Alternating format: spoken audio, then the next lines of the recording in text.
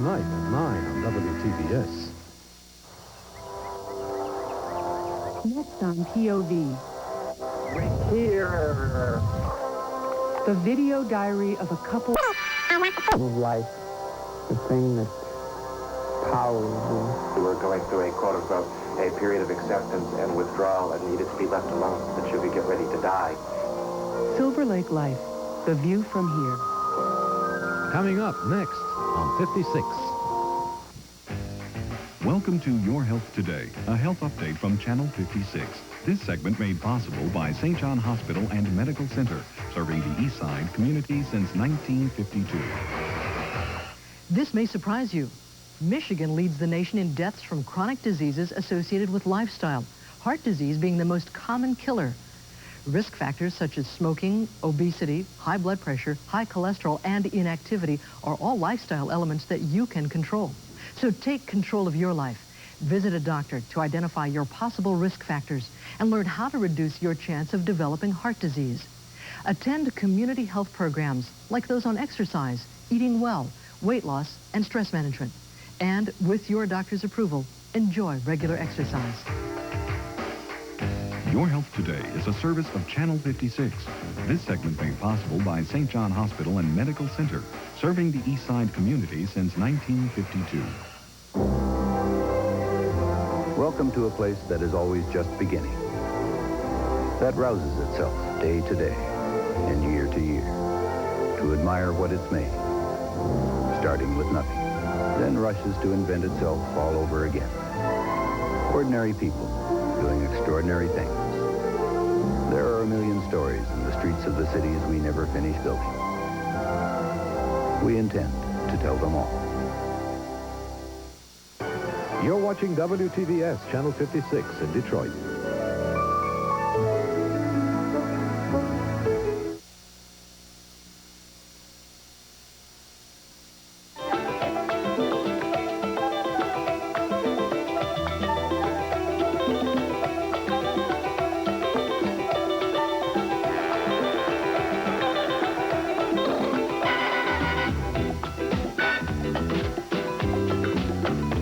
POV, independent points of view from America's independent filmmakers. Next on POV. Here. The video diary of a couple with AIDS.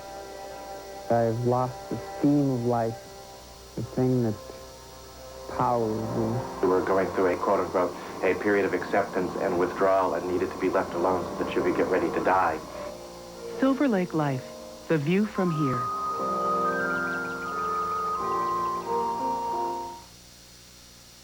Major funding for POV has been provided by the John D. and Catherine T. MacArthur Foundation to increase public awareness of independent film and video, the National Endowment for the Arts, the Corporation for Public Broadcasting, and by annual financial support from viewers like you.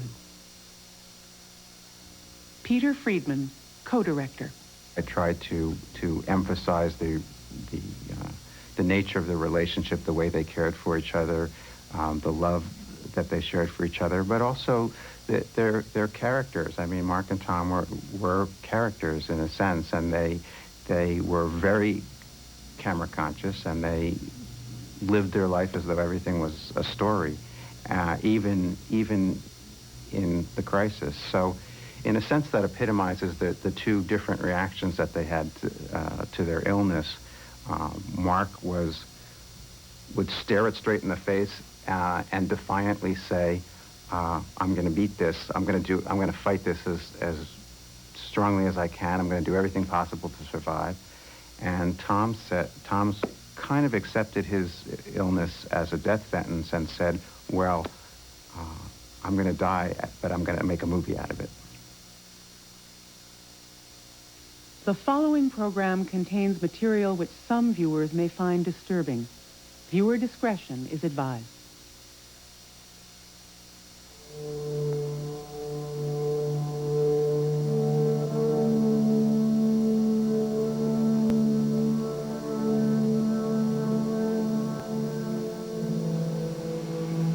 The thing I remember most about Tom is what he feels like. You know, I know what his neck feels like to kiss it and to bite it, and I know what his head feels like in his forehead.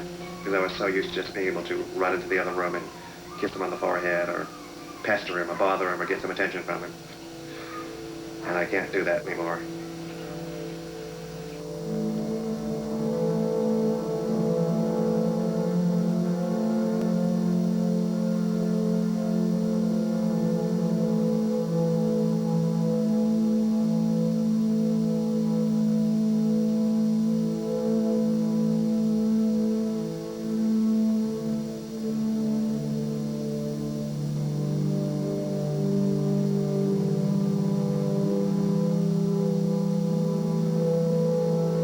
Very scary to look at him the first time after he died, to look him in the face. But I did. I don't remember it, but I know I looked at him. And then I wanted to close his eye because it's very strange seeing a dead person staring. And I tried, just like in the movies, to close the eyelid. It doesn't close. It pops back open. As I said to Tom, I apologized that life wasn't like the movies. In the movies, you just so dramatically close the eyelids and it's all over with. But it didn't.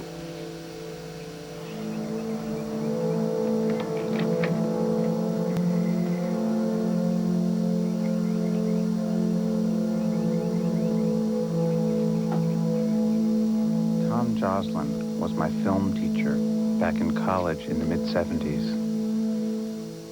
He was my mentor, and later, he and his lover, Mark Massey, became two of my closest friends.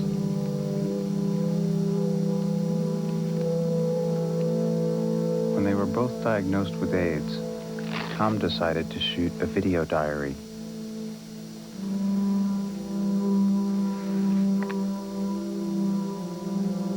He asked me to finish it if he couldn't.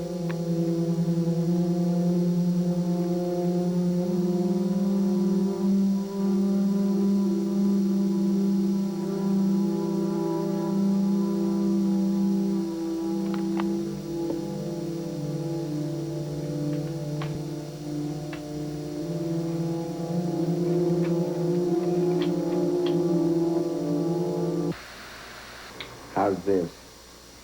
This is the first footage from the beginning of the first tape from Silverlake Life, and I thought I'd show this to Mark, and the message is gonna be clear. How's that? I love you.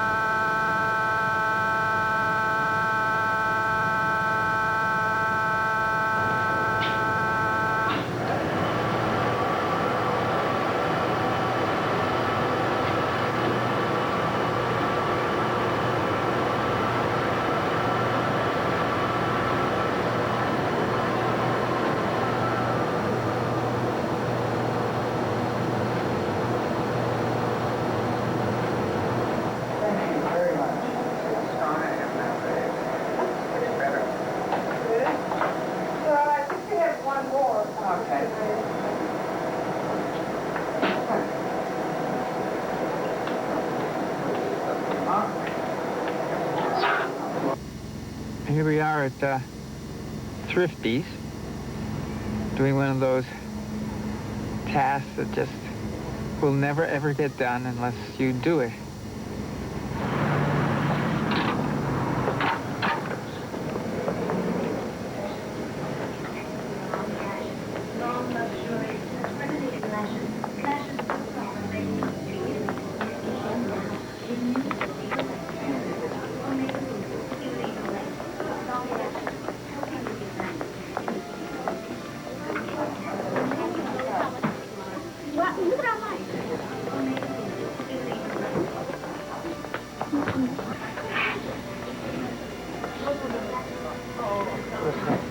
I want the bottom one.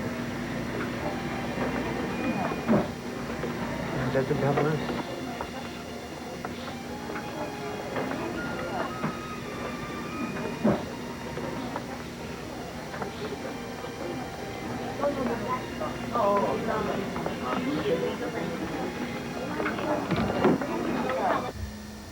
It's so tough. The simplest 5-minute task. You have to go to the car and lie down and put the seat back and rest and catch your breath. What a way to live. Huh. What a way to die.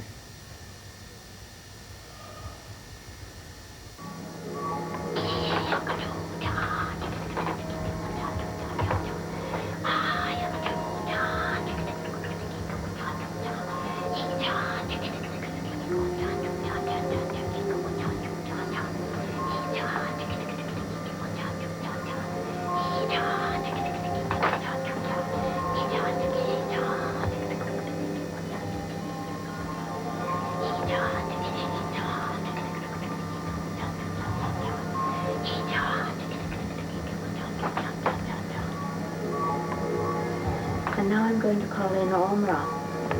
Omra is a healing spirit from our northern fifth dimension.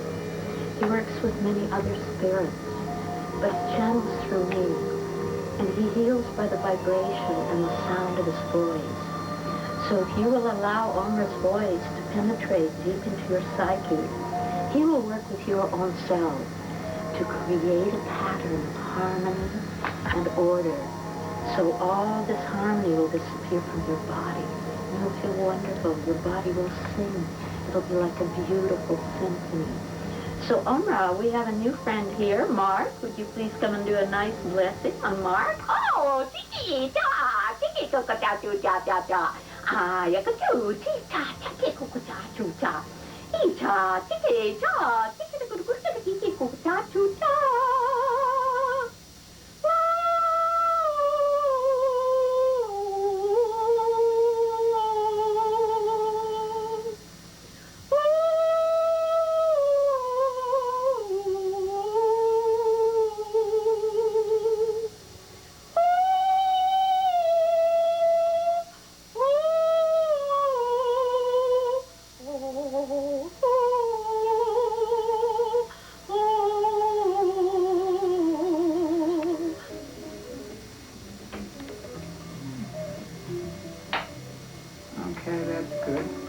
Is there image up here? Yeah. Has to be image there. Stand by. It'll come up in a minute. Yeah. Not yet. There we go. Yep, it's up. There it is. All right. Yay. Oh, I want to be over here more. When you first found out about your illness, I have a lover named Mark, and we've been together for 22 years now. So we finally made the decision to get our test done, which was about 6 years ago. And then I went in and I came out positive.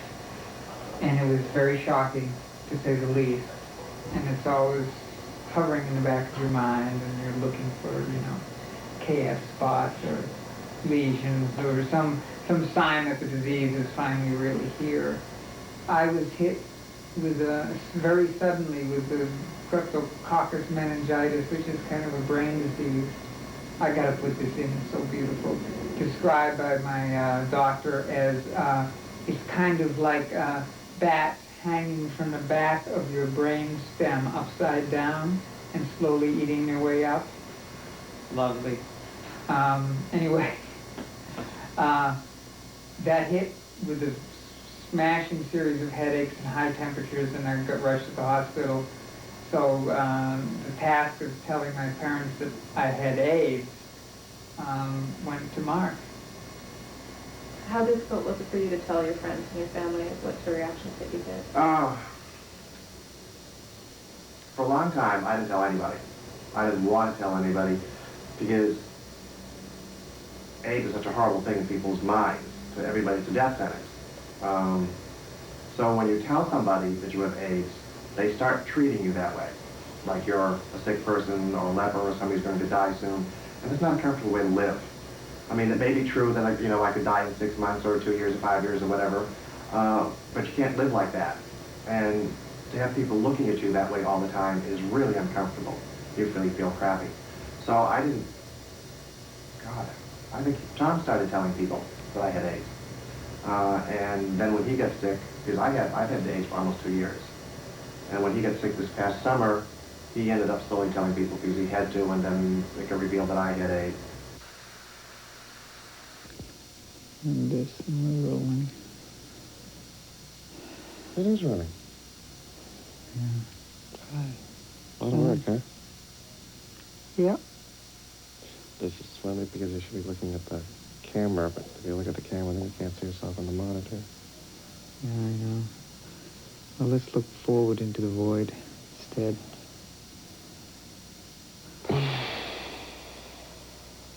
How's that for dramatic effect? What a composition. Watch this. This is really gonna... This is gonna...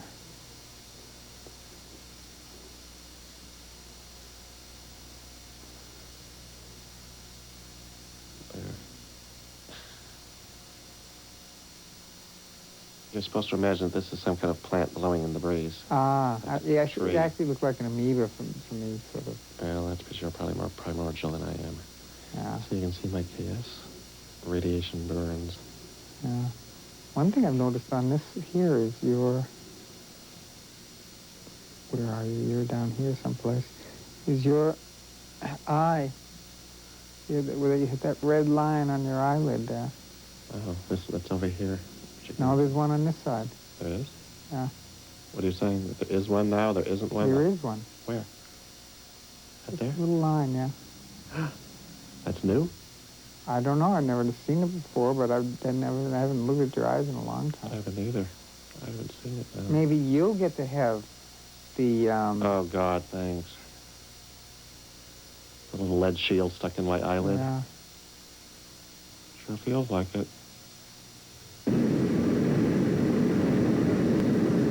I would like to welcome you aboard Transworld Flight 868, service from Los Angeles to New York. Your captain in command today is Captain Ray Myrtle. He's celebrating his 35th year with GWA, and this is his last flight. Well, Silverlake Life normally takes place in Silverlake, California. But in the end, it goes where I go. And it's Christmas time. And this summer, when I almost died and my family came out and saw me, one of the things that we talked about as a way to keep me going, and a goal to set, live towards, was Christmas, when I fly back and say hello to them all. So, mid-December, Mark and I hopped in an airplane, ready to go back to the cold winter to share Christmas with my family. There seemed to be some tension about this trip to New Hampshire. I was already sick. I was worried about the cold. And I think they were also worried that I had started to make this tape again, because literally 15 years ago I'd made a movie about being gay and growing up gay, and it was asking a lot of them at the time. And this is some of that material.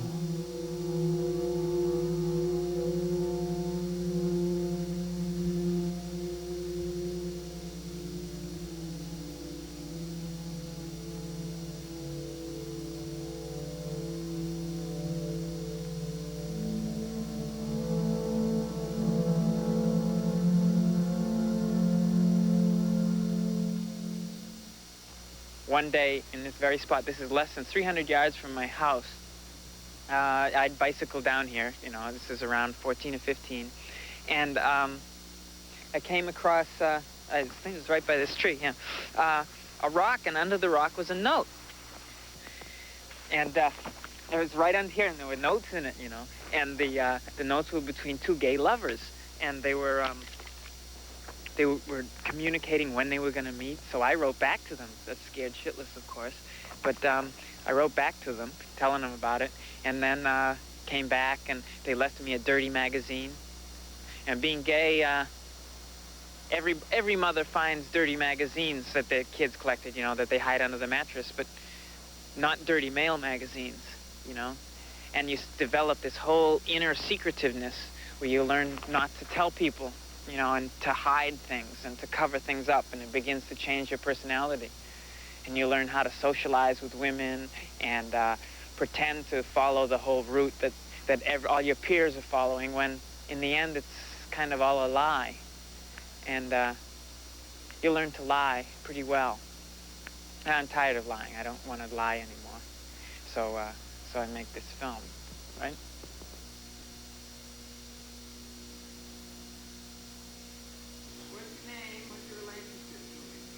My name is Mark Massey, and I'm your lover.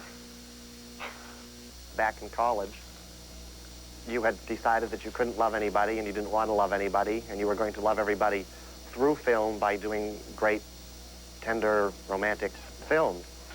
And I madly fell in love with you because I was desperately in need to love somebody, and our minds just seemed to work together. We understood life kind of on the same level. And it took almost a year of me yelling and screaming and pulling my hair out and getting very suicidal before you finally fell in love with me.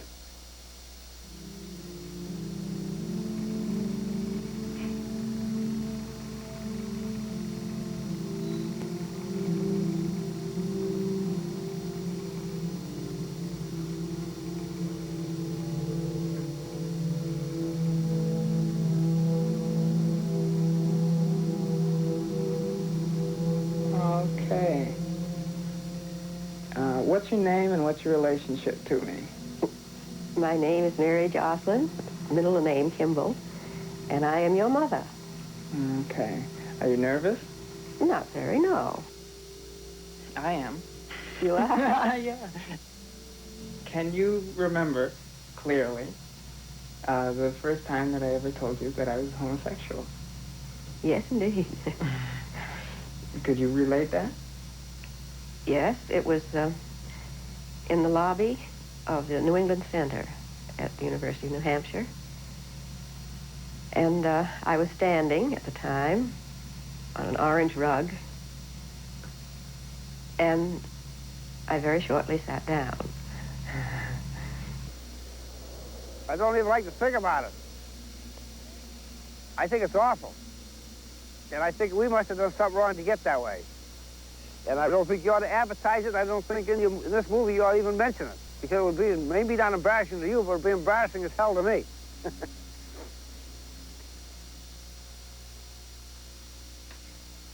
Family life has always meant so much. And to think that you would not have a family of your own was a great disappointment to me. What about Mark? How do you get along with Mark? I know that. I don't know how frank I should be about this, Tom. Well, I don't know. Mark is always, it seems to be a nice guy. There's 2 or 3 things against him that, as far as I'm concerned. First, his looks. He looks like he's going to fall over, and he looks like he got TV to me. I don't know.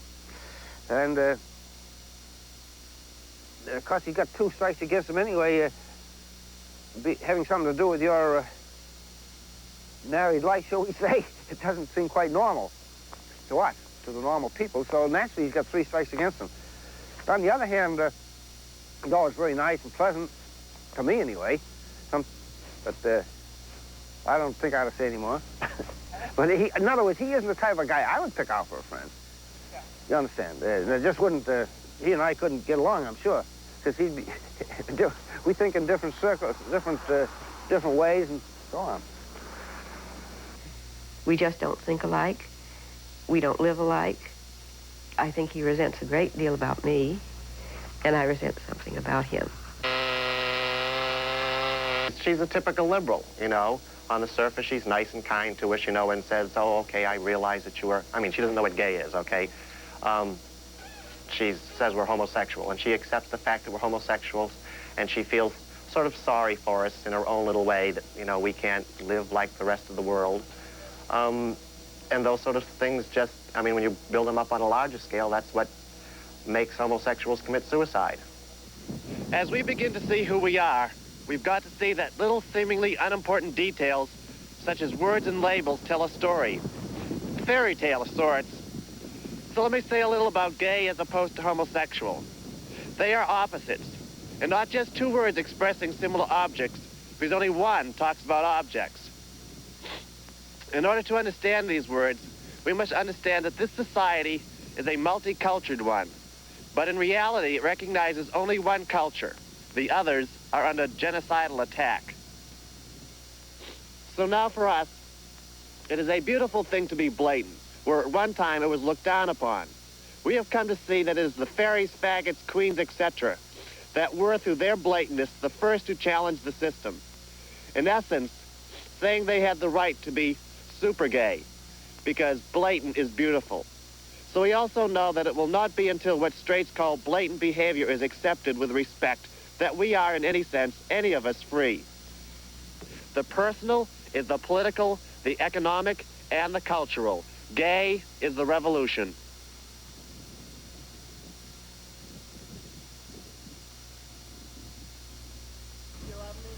Oh, yes.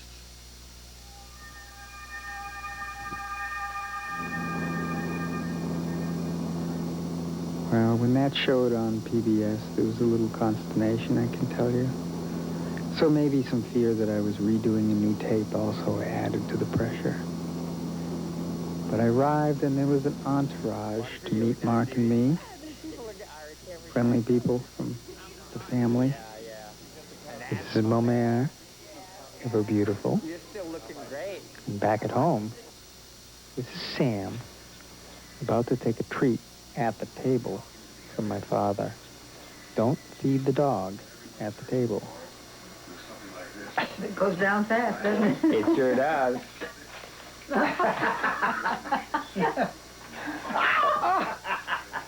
Well.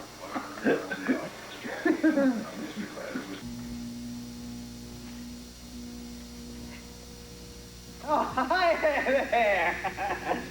I'm Whitey Jocelyn. I'm Tom's older brother. Hey! Yes, it is me, Whitey Jocelyn. It is I, excuse me, Whitey Jocelyn, the star of the previous Tommy Jocelyn Spectacular. My wife, Susan.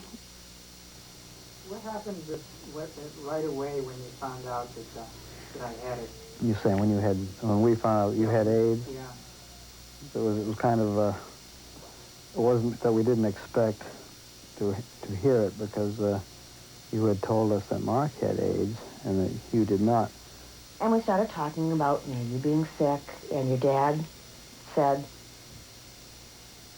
about his brother Bob, who had died a few years earlier of cancer. So you'd gone to see him once and could only stay in the room 5 minutes because it was just too painful for him. Dad never went back, apparently, after the first time I went to visit him, and said he didn't want to see him, remember him that way, I guess. At that point, the phone rang, and it was you. And you said to your mom, and I'll never forget these exact words, Mom, I just wanted to ask you, do you understand AIDS? Do you understand what's happening? And she said yes. And he said, do you understand? I sort of sensed like you were saying, I'd kind of like you guys to come out here. And I said it, I think, quite bluntly, that, you guys should go. And then, well, we'll think about it, I don't know. And you turned around and said to him, didn't you listen to that phone call? Tommy wants you out there. What's he got to do? It's just, I guess I find it hard that your mom and dad just sort of are dealing with it it doesn't exist. They don't have to come. I'm ready to start with a present. Oh, we got open presents today? You gonna get tall?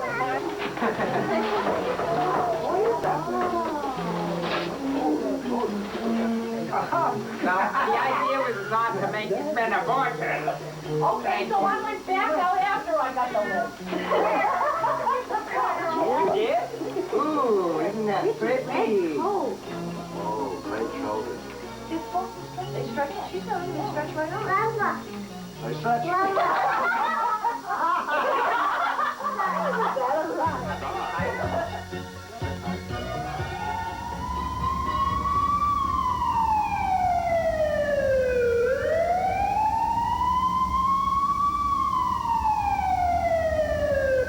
Well, here we are. Back in the hospital. In the emergency room. In the middle of New Hampshire. I'm 4 days away from going home. It's January 1st. They always say whatever you're doing on the first day of the year is what you do for the rest of your life. Well, here we are.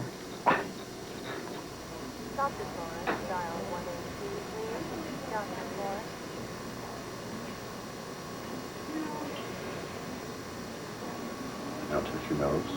Now my finger. Nose. Finger. Nose.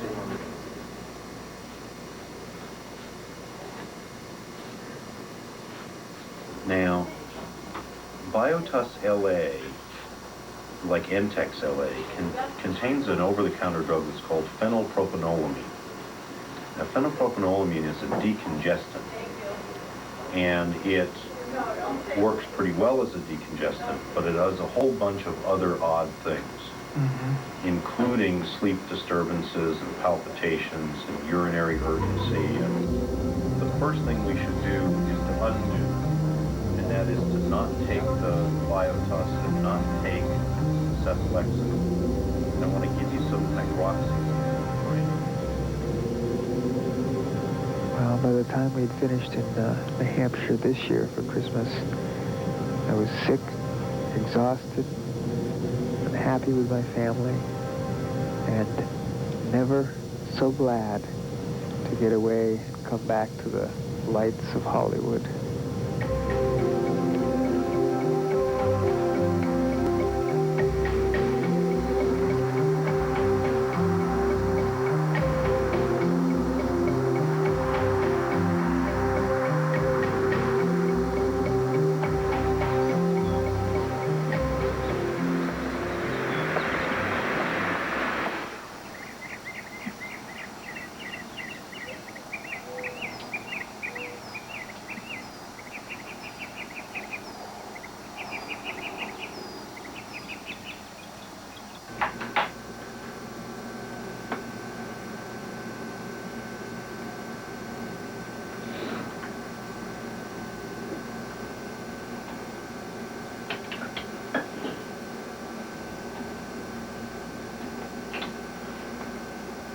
Now, you haven't had any of this cold or flu stuff? No, but could you check to make sure that there's nothing up here for...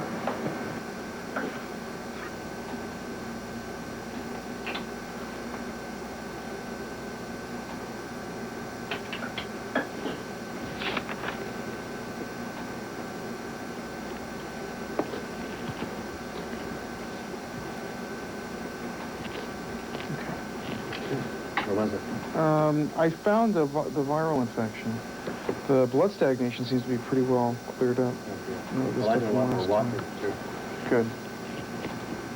Yeah, fungus in the hospital's good, too. Okay. Yes. What's going to happen? I don't know, I think it's pretty much the same, but I can't help. Tell me. You've got a lot more of that brownish... There is more yellow on it. Yeah, areola around the lesions, and that's encouraging. Okay. You haven't noticed any new lesions? No. Thank God. Well, miracle of miracles, we're going to use the same formula 2 weeks in a row. No. Hey, guys, what's wrong? Come on. That's okay. Party.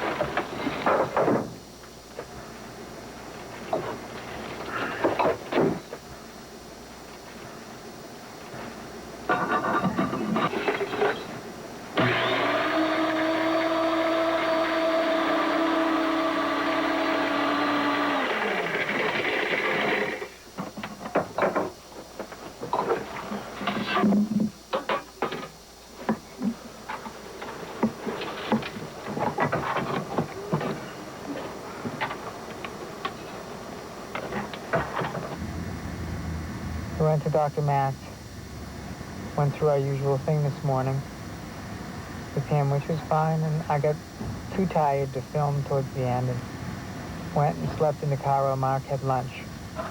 I didn't have lunch because we were going to go right home. I remember he said we were going to go right home and you can have soup and then I'll go shopping.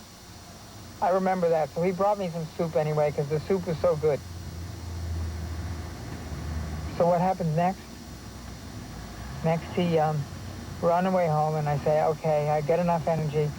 Go ahead, do the food shopping at APLA. It's right between here and home. It's an easy stop. And I'll go to the bank and get my glasses fixed. So he does that, and I do that. And then we're on the way home, and he says, look, we're almost done it. I'm going to go to the health food store, which is not on the way home, and it is now 3:30. So we go to the health food store, and I sit in the car and try to sleep and can't. So then he comes back and he says, look, it's only one more stop. I'm going to go to the Mayfair to get tonight's dinner so I don't have to go out again. We've got to protect my health. Well, I haven't had fucking dinner. I haven't had any... Jesus! You try to be helpful getting screwed time and time again. I hate being a nice guy.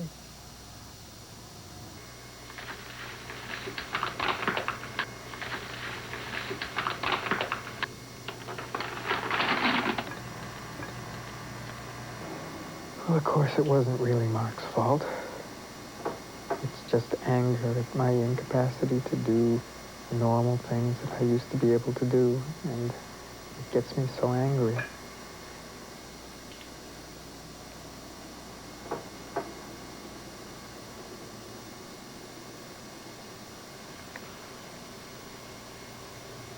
There. Voila. KS medicine. You were telling me something a minute ago that I wanted to hear and put on tape. What? About loving you? Yes. That's all. Oh, yes, no, I do. I love you. As I said, you asked me how much or something? Yeah, or just do you love me? I said it hurts, because I can't stand seeing you sick. It drives me crazy. I can't do anything about it. I can't control it. I don't know what it is. And it makes you unhappy, and it makes me unhappy, and it drives me nuts. Sometimes it makes me very angry. Those are the times I thought I can't do anything about it. And then other times it hurts, because I can't do anything for you. And then sometimes it scares me.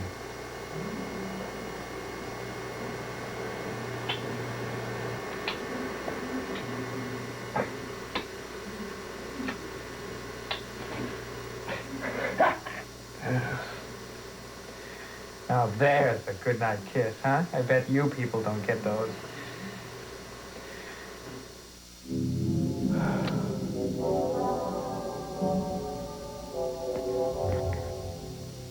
That's another bad night.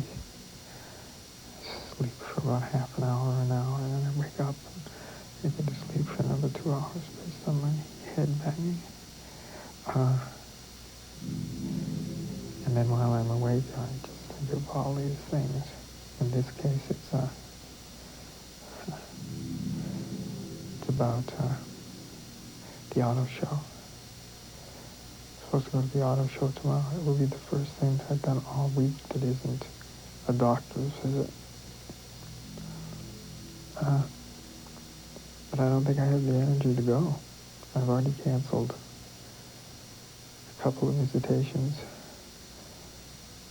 And I thought of taking a wheelchair, but I'm neither ready to admit that I want a wheelchair yet or to go through the hassle of that.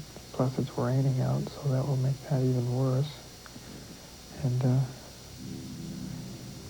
maybe I just shouldn't go, but if I don't, I'm admitting that I'm doomed to lying here in this bed for the rest of my life, and that's an unpleasant reality.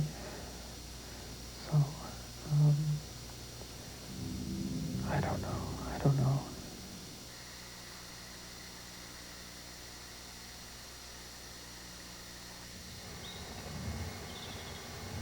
Well, although the real issue wasn't the auto show or not the auto show, and It was about tossing and turning at night. You'd be happy to know that we decided not to go to the auto show.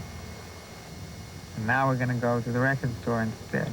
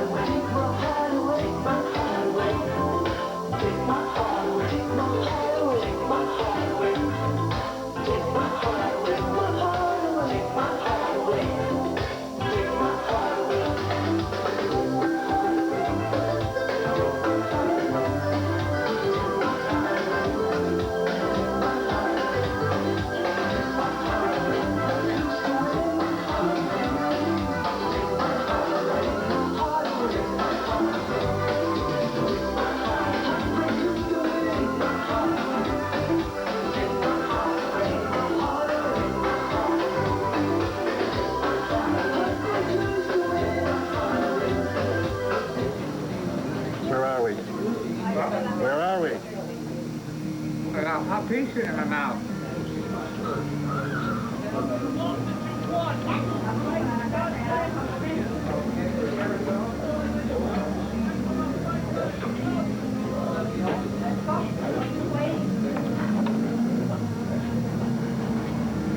You haven't told me where we are yet.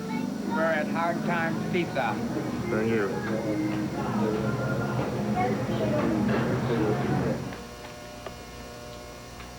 This is our Superman strontium 90 rod here. This is what you weren't supposed to drink in the 1950s in milk. Dr. Melby also gave me a couple of names of people to check out about treatments for KS. Uh-huh. I heard a couple of cases of successful treatment of people that had a number of KS lesions that were completely clear. And you found one of the problems, of course, is the expense of it. Okay. Are we on the third time to the alphabet or the fourth time? We're on the third time. I'm ready for my close-up, Mr. DeMille. There we go.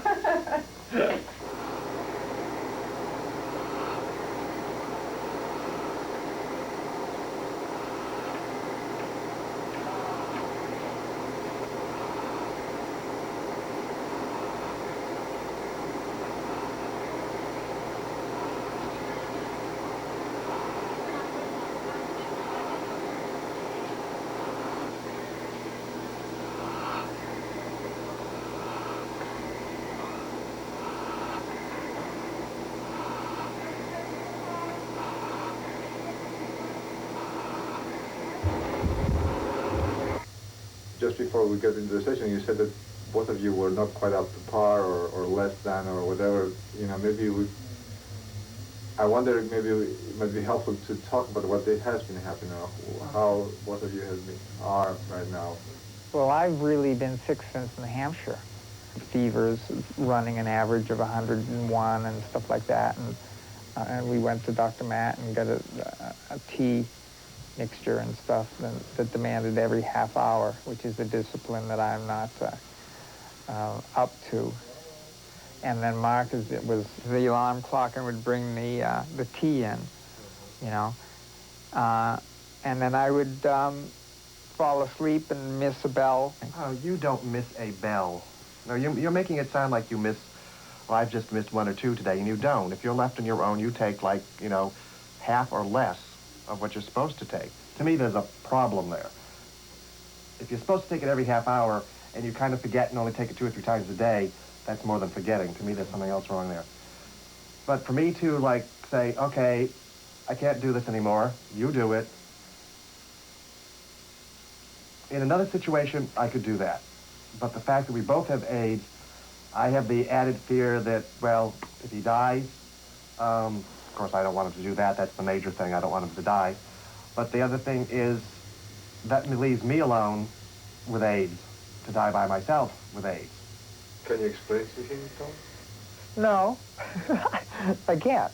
I mean, part of me says, well, I do take my medicine. And then it's true that I don't take all my medicine.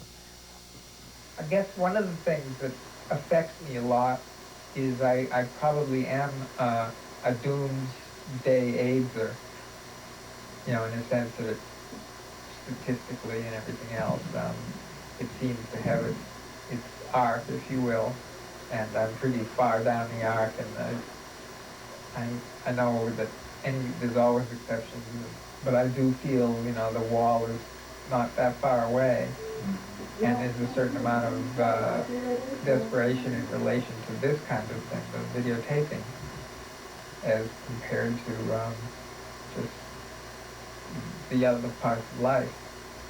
So, the difference between the two of you in this issue that I see is that given the same threat, your way of fighting that threat is different, quite different. You, Mark, you're trying to lower the threat. You, Tom, you're trying to make the most out of what you have.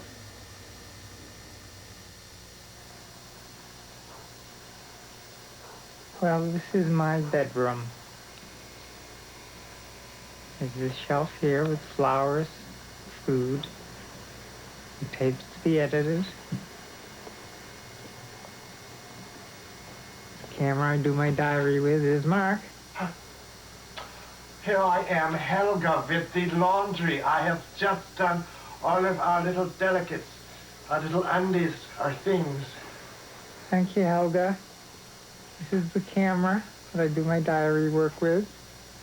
And then 1, 2, 3 cups of medicine that I drink. Then there's the tape deck. And here's the monitor, which is on a armature device. It's going to be raised and lowered and pulled out and pushed away. It was all designed with the idea that I'd end up sick in bed all the time, and yet still be able to make my movie.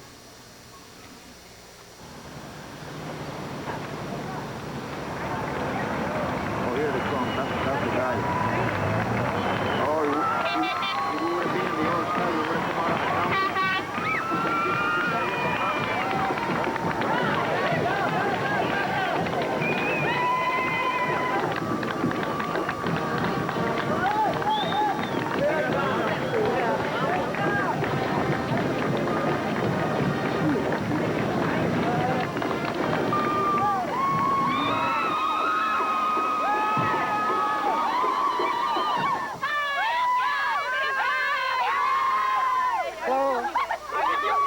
I'm going to take this whole tequila, so make it a good one.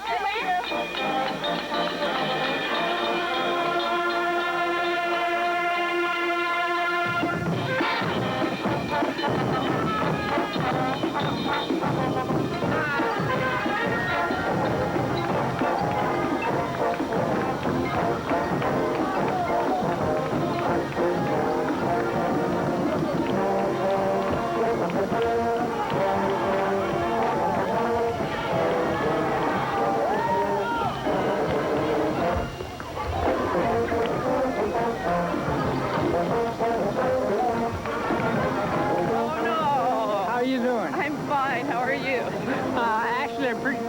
I've been doing this all day long. Oh, that's terrible. Yeah, but you've got a long way to go. You think you'll make it all the way? It's going so fast. It's wonderful. Really? People and the entertainment make it go so fast. Yeah, great. Yeah, I'll make it all the way. Have a good time. Thank you. Bye-bye. Bye.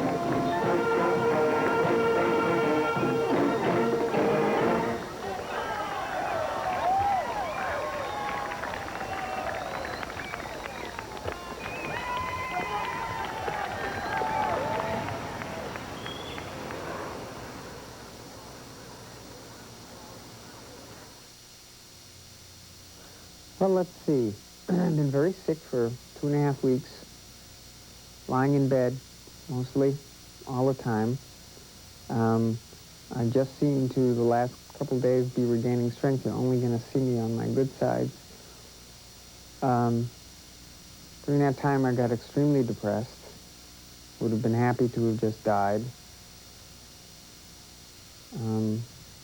The phrase that I came up with is that I've lost the steam of life. The steam of life. The thing that powers you, keeps you rolling towards something.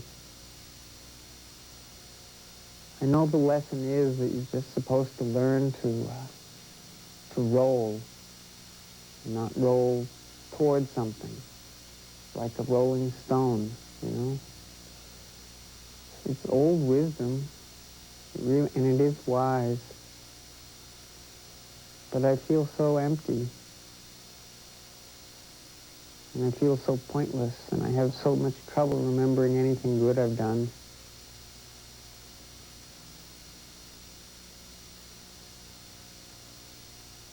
As if that brings value to my life, I don't know, you see. Of course it doesn't bring value to my life. And I know the real story is that you get what you get. You live a happy life. You've had a happy life. You live a tormented life and always worrying and naysaying. That's the life you will have lived.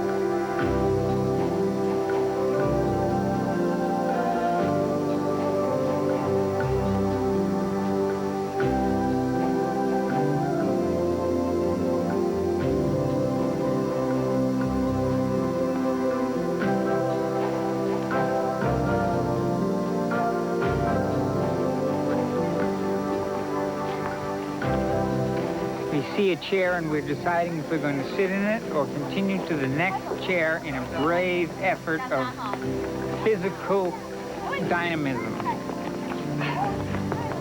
We pass the chair in a brave effort of physical dynamism. And I love you, Mark, so much.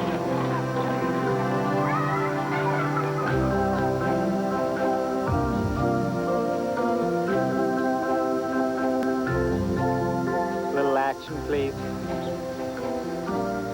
I was assigned. Oh, right here.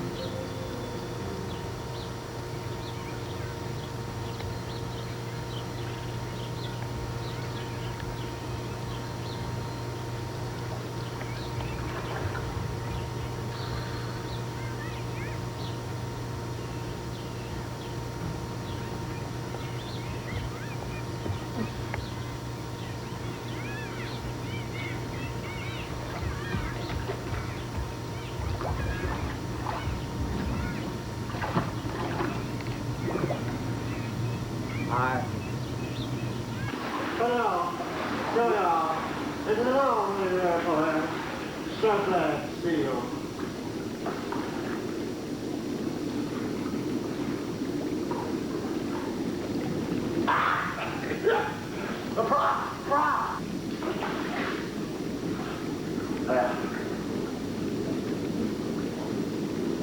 It's you. It's me again. I'm Claire. Turn around. How you doing? Hi. Hi. Seeing that there's nobody here, we're going... Sure. The woman who invited us here, who owns the place, is very nice. She's been very nice to us, and she would like me to keep my shirt on so I don't freak out any of the people. And I do that, but it also then feeds into that bad part of me that I don't, you know, being self-conscious and disliking my body and whatnot. And mostly I worry about those things because I don't want to upset other people with having to look at ugly me. So it ends up feeding into a bad part of me, where I should just normally be proud of it, because normally I'm proud that I've been alive this long. And I just like, screw you, I'm living, you know, I'm not dead. Back into the cubby hole.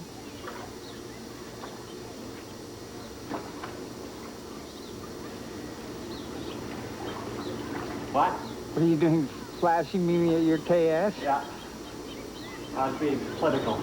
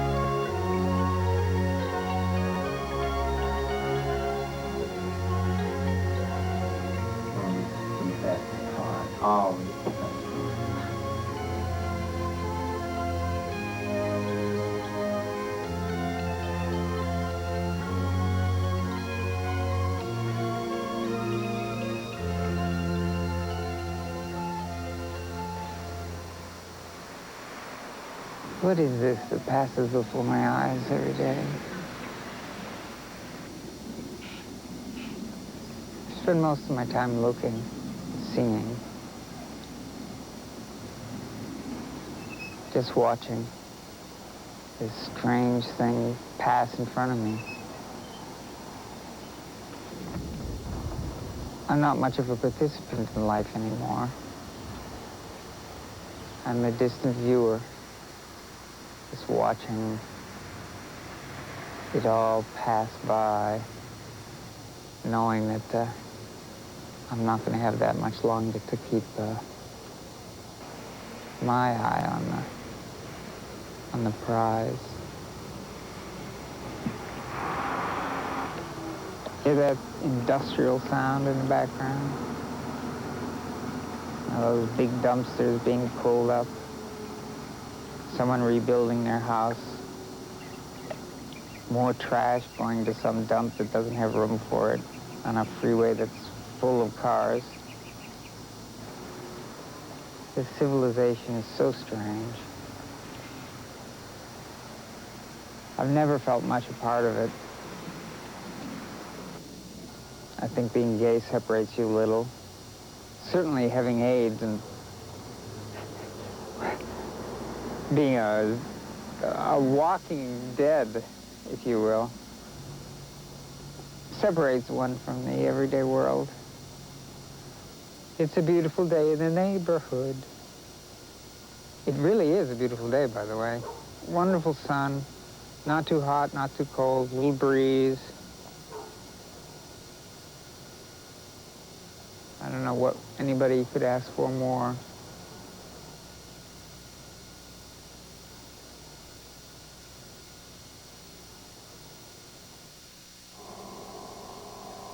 Dr. Jenkins in the office the other day during our monthly visit says, well, it's kind of time, Tom. And then he looks at me and says, you know, you should maybe start looking for a hospice. The corollary of all of that information, of course, means that, you know, average lifespan in hospice is 2 months. Time, that kind of stuff, which was very startling to hear. I didn't think I was that sick, even though sometimes I sort of wanted to be. And was greeted with very mixed feelings. A real bombshell. And that's about it. So that's that story. What have you been doing since then? About the same as I was doing before. Sleeping a lot.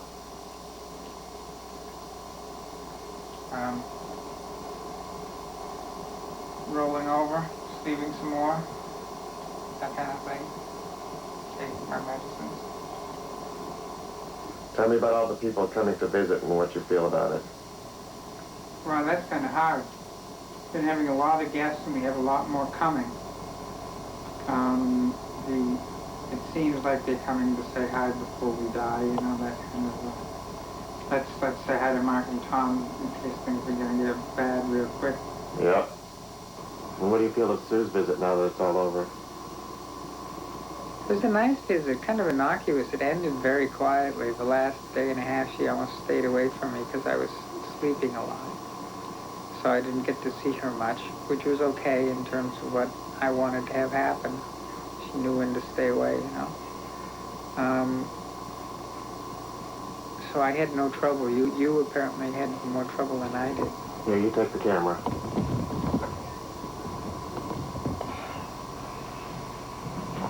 What do you think of Sue's visit? Well, I'll wait till you get me in frame. Okay. Well, it's funny. You probably slept through most of Sue's visit, but Sue's visit was very helpful, very good. She helped a lot. I learned a lot. She got me through a lot of bad times. But it was a whole situation where Sue was into Tom is dying of AIDS. And the reason she stayed away from you those last 2 days is because you were going through a quote-unquote a period of acceptance and withdrawal and needed to be left alone so that you could get ready to die.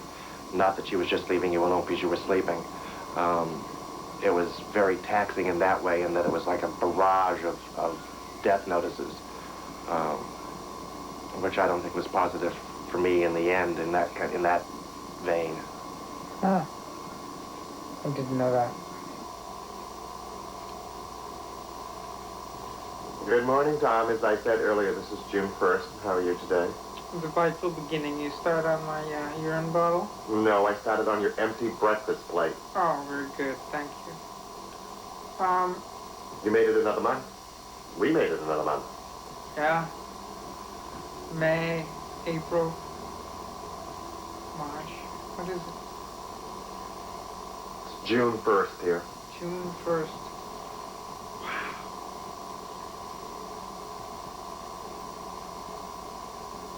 June 1st. My mind's been getting vague lately, which is sort of a problem, carrying on a nice conversation. Happened in the car the other day. And, with who? I don't know, who was I in the car with the other day? Anybody? One car you ever been with me was the doctor's on Tuesday.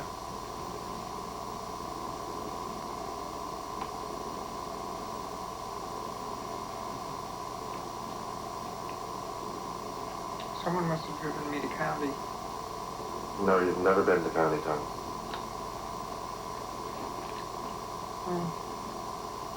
Anyway.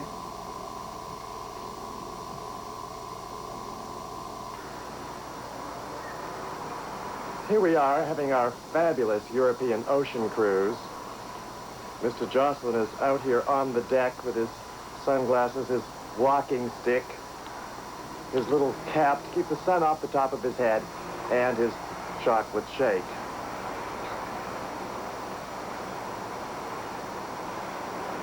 Welcome, welcome. I hope you're enjoying your trip. This is where we're going. Somewhere in the Mediterranean.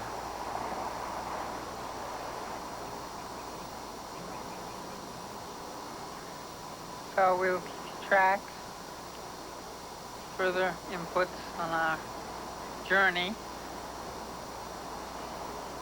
was shorter than we thought it was going to be, but then that's life.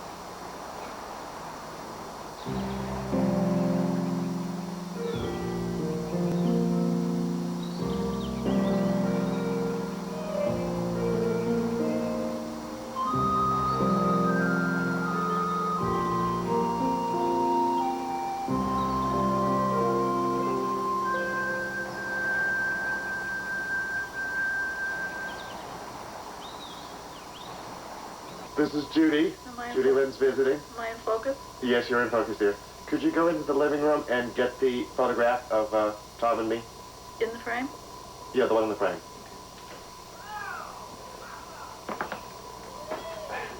Judy is a photographer, and this particular photo shoot she's going to show us is the one she's made for us. For us. A year and a half ago on our anniversary. It's really good. It might be, you get some glare or something. Oh, you came on for a guy. There we are. There's Tom and me and Tom in the picture a year and a half ago. Obviously right after he had a great haircut.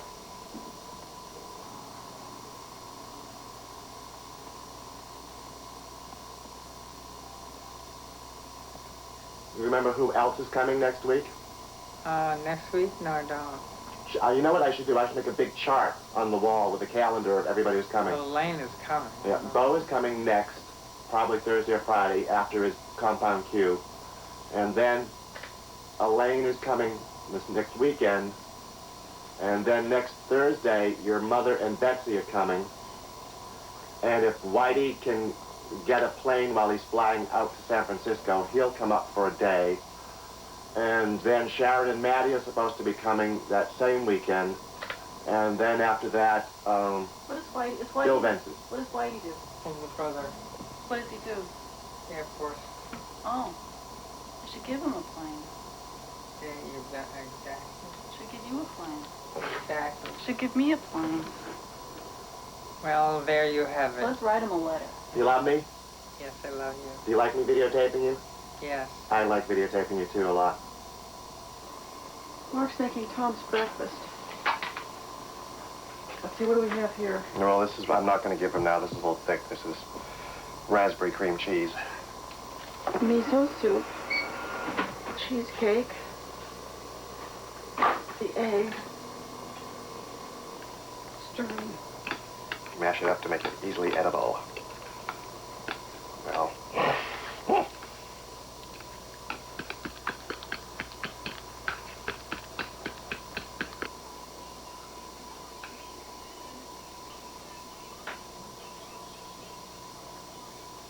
Egg. Should have warned you, I'm sorry.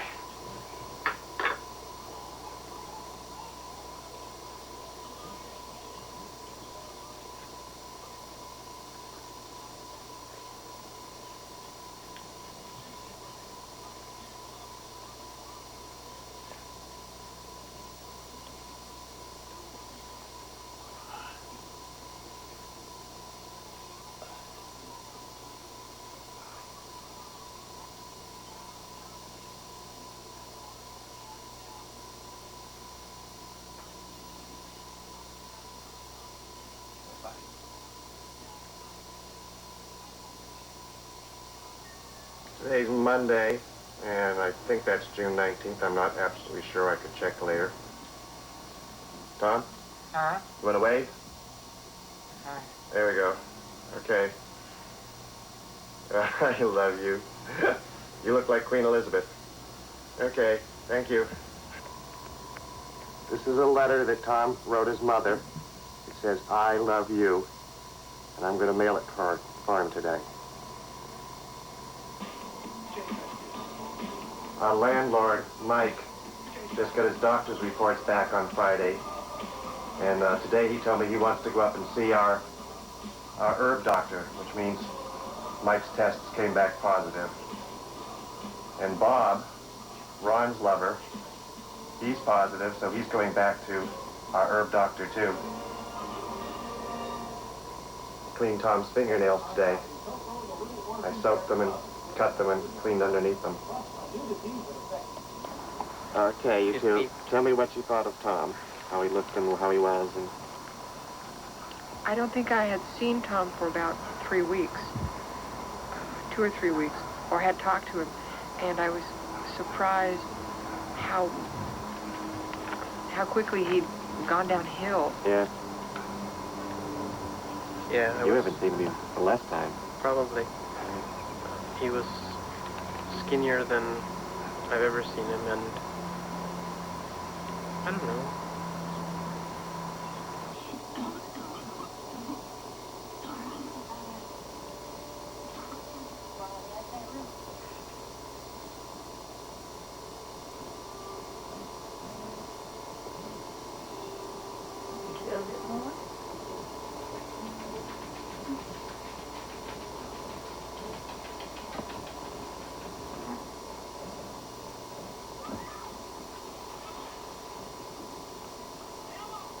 This is Dr. Matt's idea. He said this is real easy to eat, and turkey and rice is full of carbohydrates and protein. Good. It tastes good too? Sounds good. What? Hot like a big baby. Yeah, it is. Well, don't forget you're my baby. Do your medicine later on too. Reinforcements will be here soon. Until then, you are my responsibility.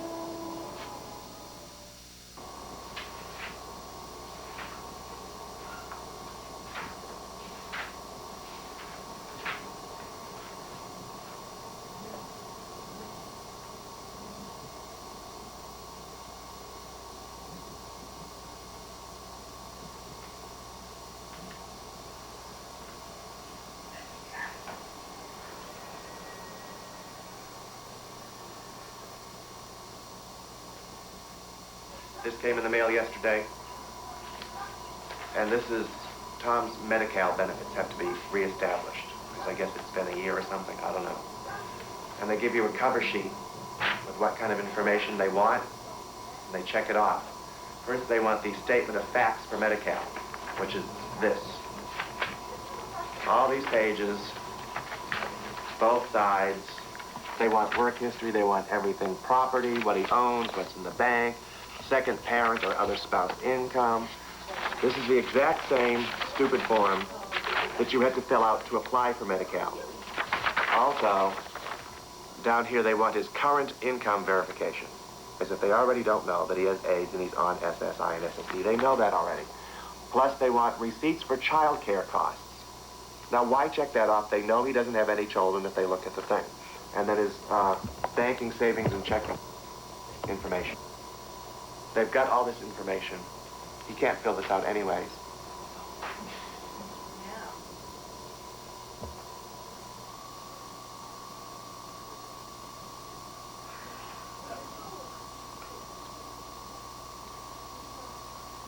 Did you sleep well last night?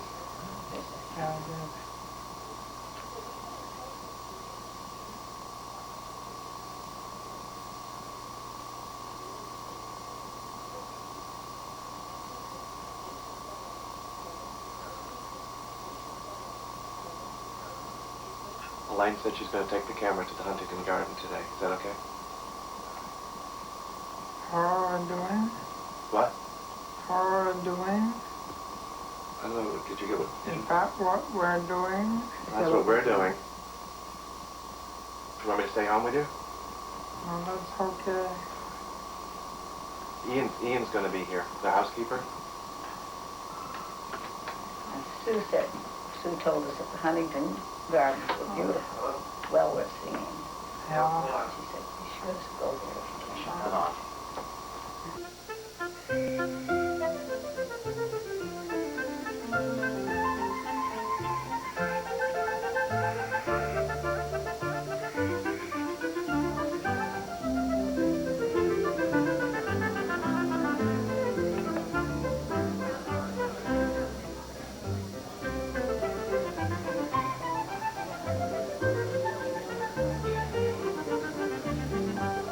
Today's June 25th, and it's really, really hot. It's over 100 degrees or something in the house.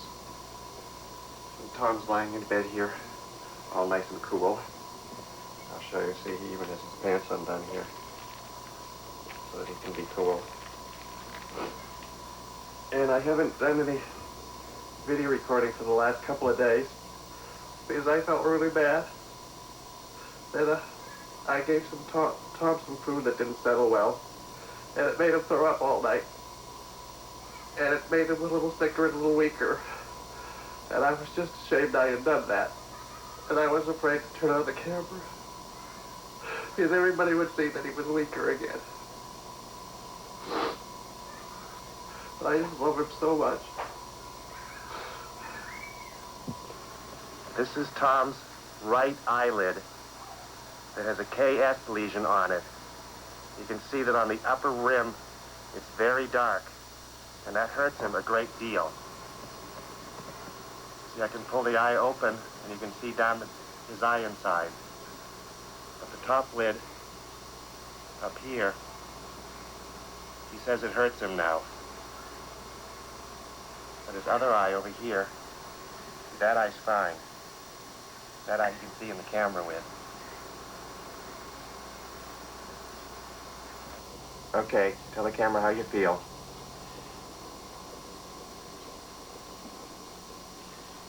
I can't breathe. He says he feels pretty bad. I don't feel chipper. Doesn't feel chipper.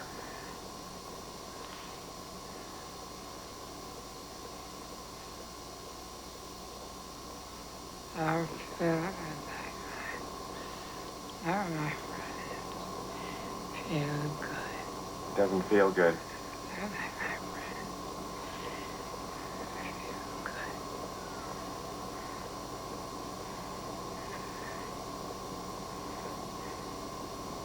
Hello.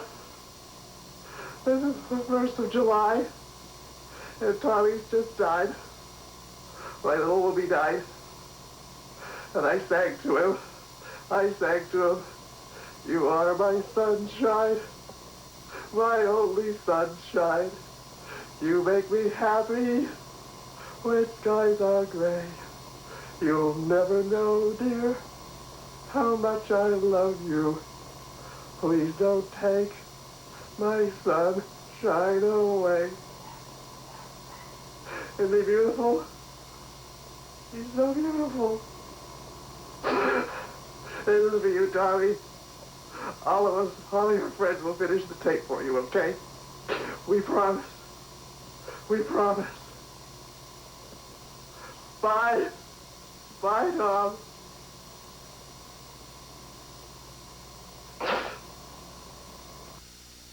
Any rings, any jewelry or anything? No, he does. Oh, I think he lost that ring. I get his hands crossed. I think he fell off. Yeah, it fell off. Yeah, okay. On him here, or? No. Oh, no, okay. a long time ago. Oh, okay. I need to get all information, so. Okay. There you go. I'm going to cover you up again, Tom. All right. Here we go. He wants some information. I don't know whether he can give it to you. Well, you know his name and his yeah, birth date and things yeah, like we know that kind of Aye. stuff, sure. I sure don't want to displace you. Throw her down. What is Thomas's birth date to you? November 29th, 1946. November 29, 1946. 46. You know that better than I do. What state was he born in? Massachusetts. Do you happen to know the Social Security number offhand? If not, we'll I can get it look it up. later. I don't know it We can right get it now. later. It's okay. So we're going to use you then as the next of kin. It's Mark. Right, M-A-R-K. M-A-S-S-I. This is the same address, right? Yeah.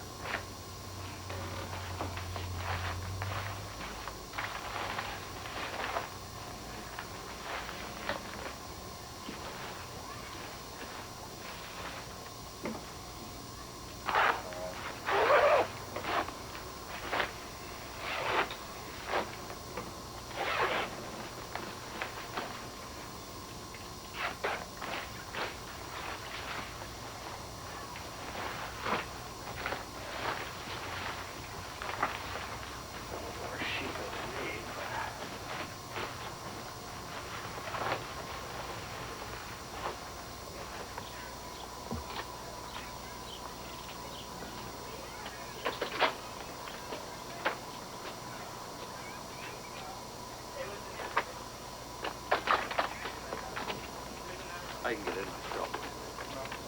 I have to. Okay, because I Yeah. can't be on the other side. Yeah.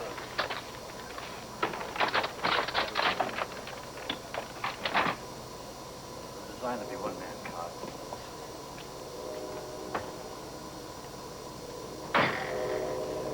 I'll wash my hands.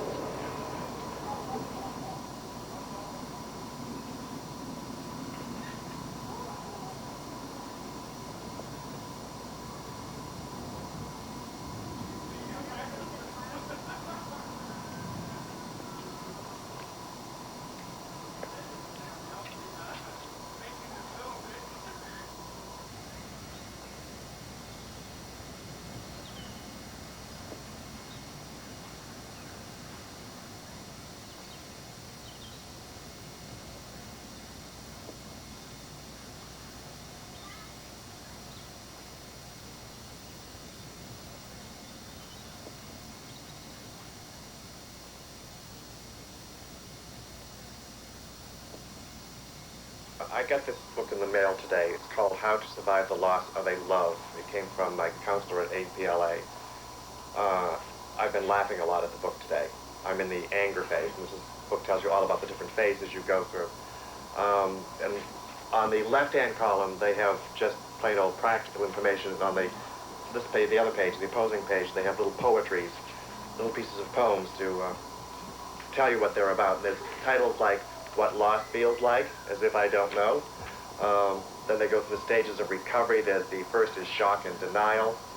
One of the little poems I liked very much here was, I know it was time for us to part, but today, I know I had much pain to go through, but tonight, which was kind of true. It's kind of like I understood all this was going to happen, but it always happened so fast. They also have charts here on the healing process. This is not how we recover. This one here, which they call like a lightning bolt with dramatic leaps and depressing backslides. This is how we truly recover. You can expect to be in shock for a while. This emotional numbness may be frightening. You may struggle both to believe and to disbelieve that this could have happened to you. I like that one. Because you do. You struggle to believe it, like I can't believe it happened, and then once you do believe that it happened, you don't want to believe that it happened. It has happened. It is real. Recognize that a loss has taken place. You are strong enough. You will survive. But that's it. That's all now. This is my self-help book. Will definitely get me through this depression. And how long, what day is this? This is day 2. Day 2 after Tom died. And there was a big dramatic change this morning. All the pain and tension in my gut and the feeling that I can't do anything, that I'm trapped and I'm going to throw up and whatnot or implode, that's gone. And it is replaced with, as I said, anger, which is much more comical and cynical to deal with.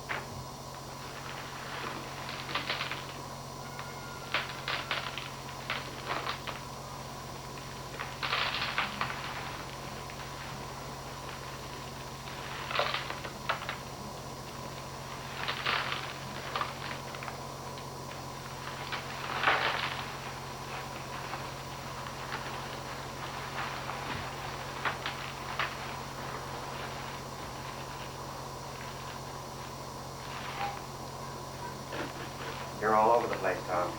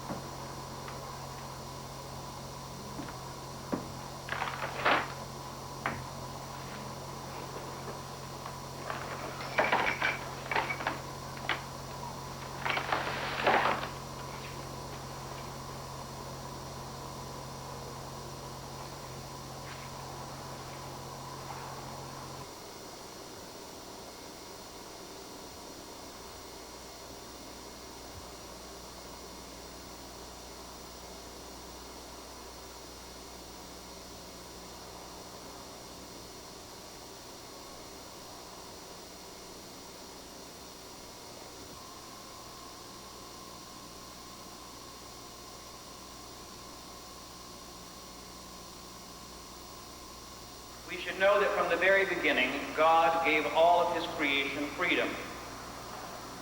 God gave freedom for viruses to exist, and one of those viruses causes AIDS.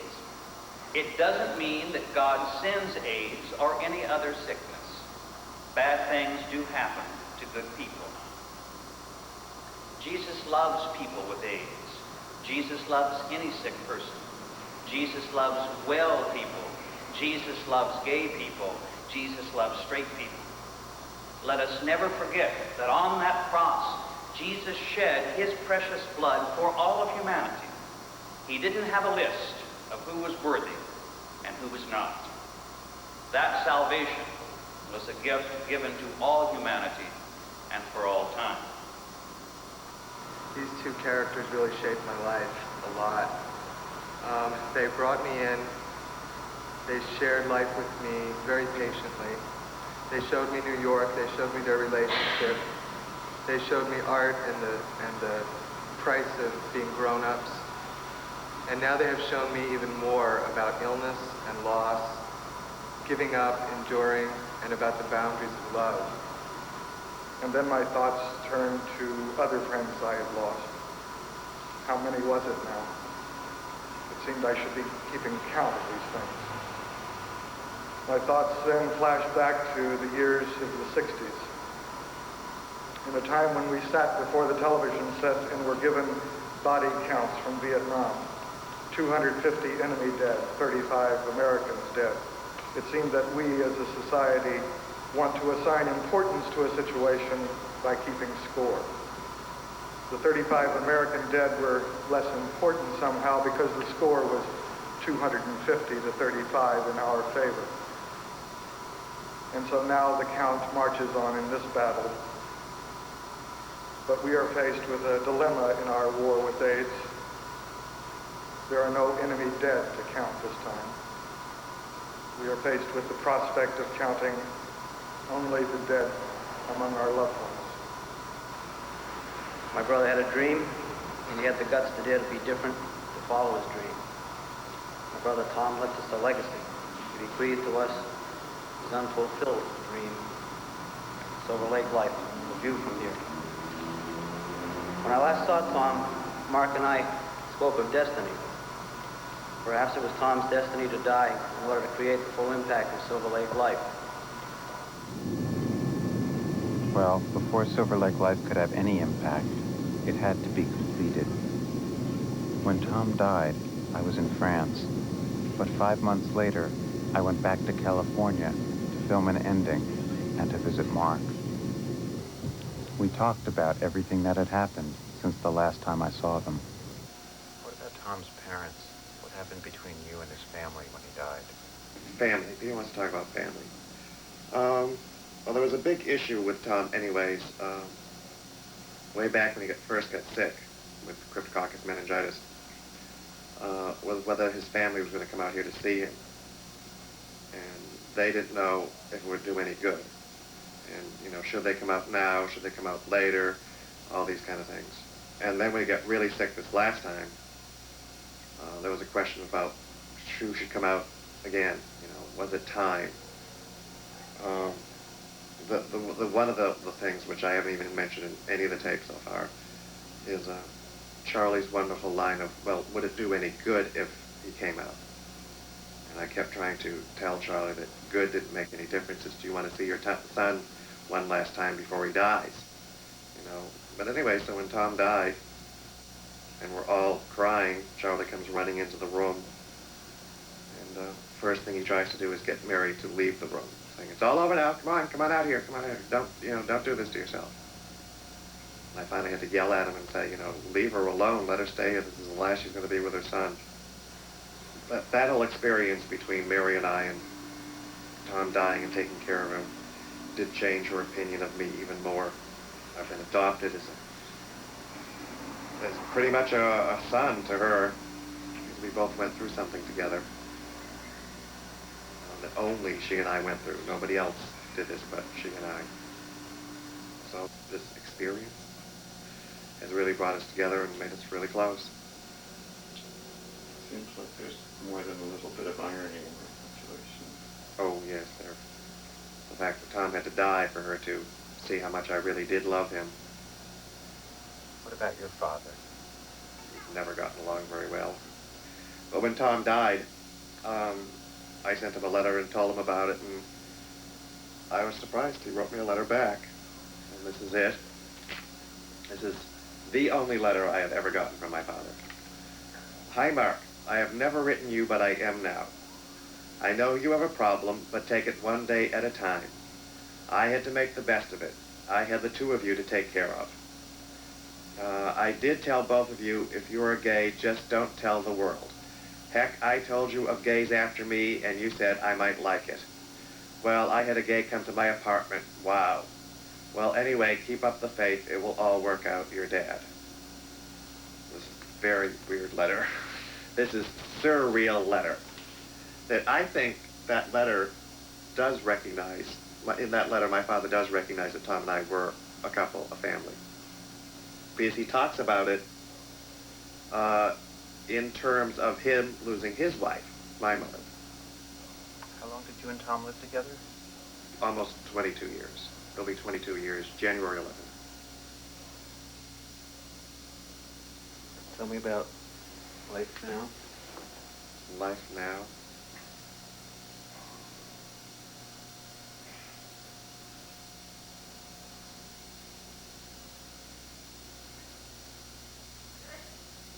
Life now is very confusing.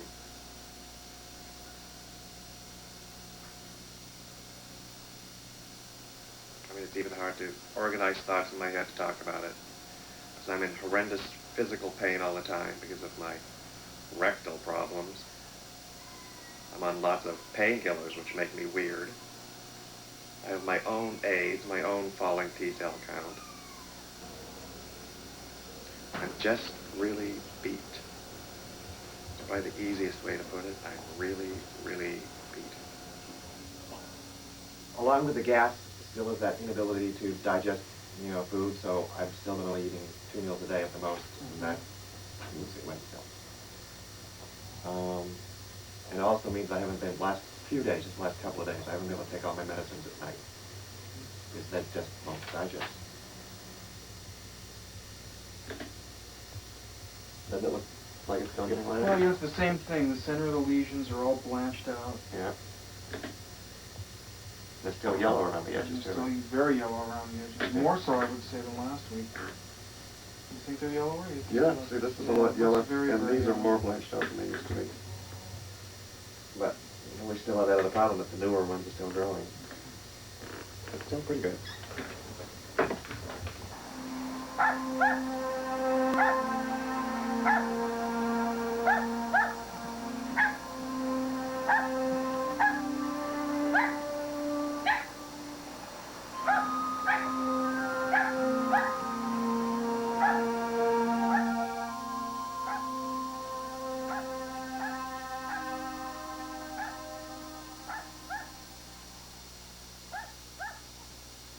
I figure that dying is just the end, and that it's a big, black, boring, horrible void afterwards. Not that I want to believe that, but some part of me just has never believed that there was anything else. Until Tom came back. All of a sudden, zoom from, Tom always comes from up here somewhere, zoom down, he was like standing behind the chair and kind of like leaning into me and with his head like kind of resting on my shoulder with his head up against the side of my head. And he just stayed there for the longest time. And it really is this strange energy that comes from up high, that comes zipping around, and it's not really attached to the world we live in. One conversation I had with him, I was telling him that, you know, it was really nice to have him around because it was really hard to live day to day without him. But then I said, well, but if you've got to, you know, if it's your time to go and you've got to go dissipate into the universe and become one with it all, you know, don't hang around here for me. I said, I'll survive. And I get this very clear message that said, you idiot, I've got nothing else to do now. You know, so he doesn't have anything else to do. He's free. He can do what he wants to do. So he's come and visit me probably about 3 or 4 times now. Why do you think it's only come 3 or 4 times? Why doesn't he just hang around all the time? I mean, you know, he's never given any indication. I can only guess. So I think it would probably be bad for me. I couldn't get on with my life, which is hard enough to get on with anyways.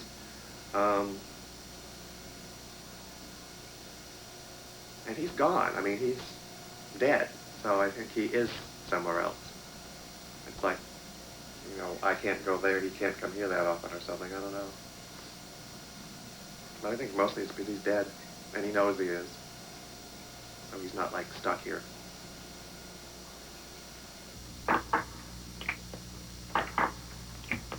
Well, I met him on a Sunday.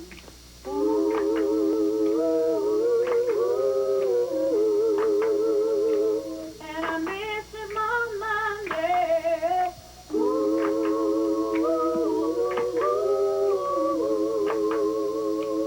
Well, I found him on Tuesday.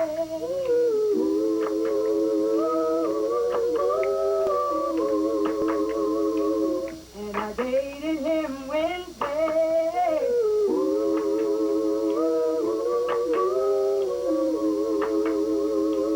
And I kissed him on Thursday.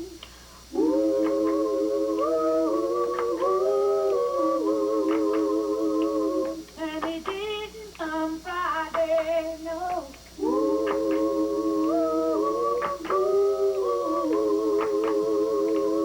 When he showed up Saturday.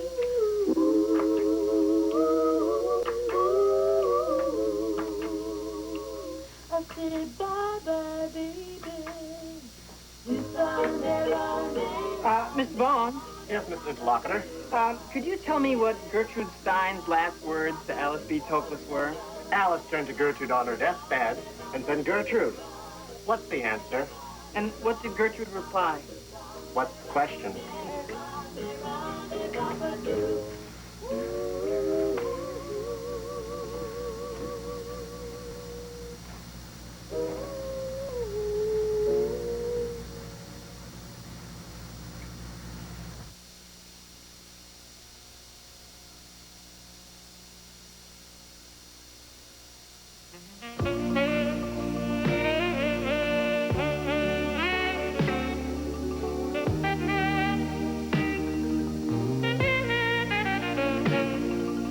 Goodbye, sadness, goodbye, goodbye. I don't need you anymore. I wet my pillow every night, but now I saw the light.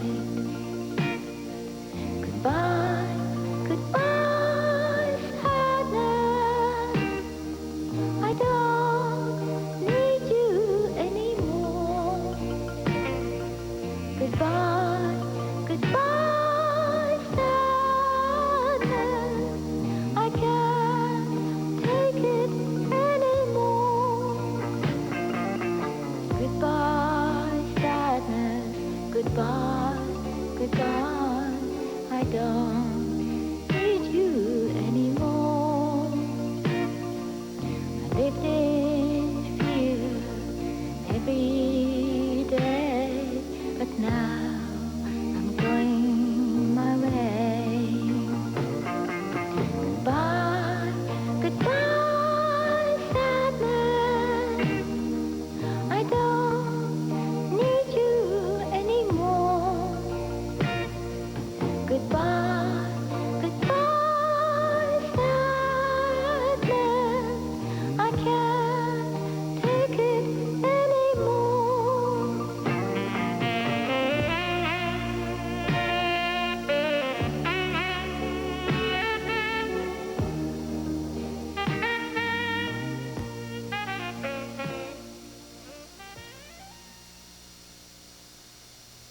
Silverlake Life is a love story, and I say that not to diminish the harshness with which it confronts the problems of people with AIDS and the realities of the daily life of people living with AIDS. But there's another part of the story which is also a part of the story of many people with AIDS, which is that they are in committed relationships where two lovers are caring for each other, and when in many cases both of them are sick, which was the case with Mark and Tom. I think AIDS has forced us as gay people into the public spotlight, and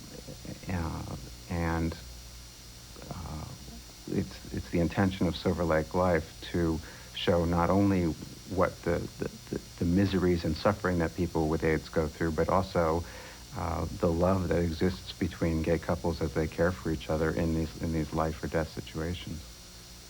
The first time I went to visit Mark after Tom died, I wasn't in the door 2 seconds before he thrust at me a Polaroid of Tom that he had taken after Tom had died and said, "Here, you want to see Tom dead?" And it's important to remember in this story that this was the person he loved most in the world, and Mark was only 6 months away from his own death at the time he did that. And that was his way of announcing to me, this is what happened, and we are not going to pretend it hasn't happened. We are going to deal with it. And that was Mark and Tom's approach to AIDS, and it was their approach to life. This culture is not very good about dealing with death. It's something that always happens out of sight. People disappear slowly, or you hear statistics, or you hear that someone died. And yet it's a very common experience.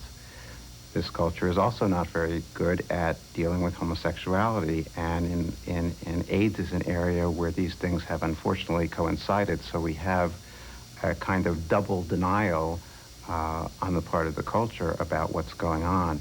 So it was Mark and Tom's desire to create out of their personal crisis an image which was designed to let the world know really what was going on. I had very little guidelines about what I should do with the tapes. I knew basically what Tom's style was, but I had 40 hours of material which was sort of documents of daily life and old films of Tom's and things like that. And so I really had to find a way to tell the story myself. There were many things that Tom wanted to do in Silverlake Life that he just never got to shoot. And my style as an editor was very different from his. So Silverlake Life is a very different film than it would have been had Tom lived to complete it. But the fact that it isn't is representative of his absence, and that absence is really part of what the film is about. For more information about HIV and AIDS, call the toll-free hotline, 1-800-342-AIDS.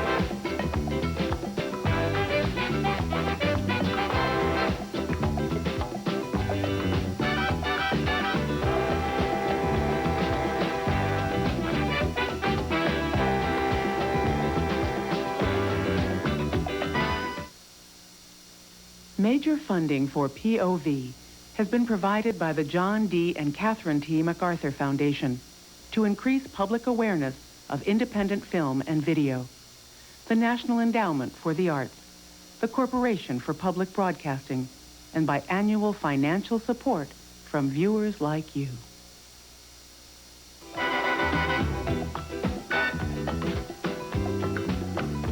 POV is a filmmaker term for point of view. We want to hear yours. If you have an opinion about a program you see on POV this summer, we want to hear it and maybe even broadcast it.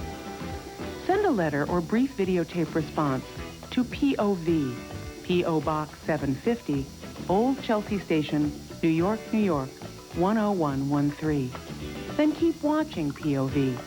At the end of the final episode, we'll present the most compelling opinions from viewers around the country. You must include your name, address, and daytime phone number. Sorry, but videotape submitted cannot be returned. Once again, the address is POV, P.O. Box 750, Old Chelsea Station, New York, New York, 10113.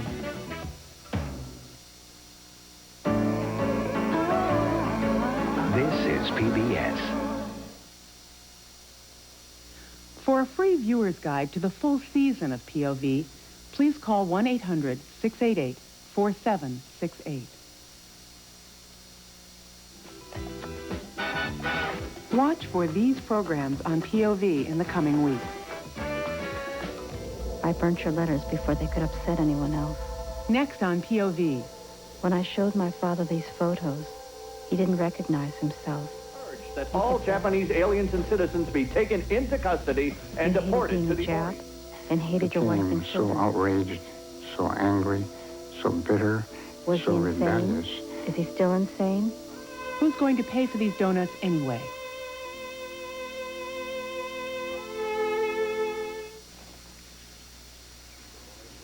And you need to know that I can take that piece of brain out without any great risk of anything new. An intimate and quirky look at a family coming together as the filmmaker's sister prepares for brain surgery.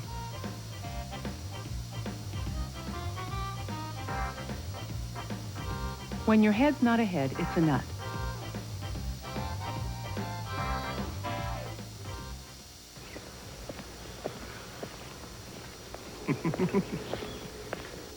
The 14th Dalai Lama, spiritual leader of the people of Tibet, directs the struggle against 40 years of Chinese occupation while sending a message of compassion and peace. This is my hope and my prayer. Compassion in exile.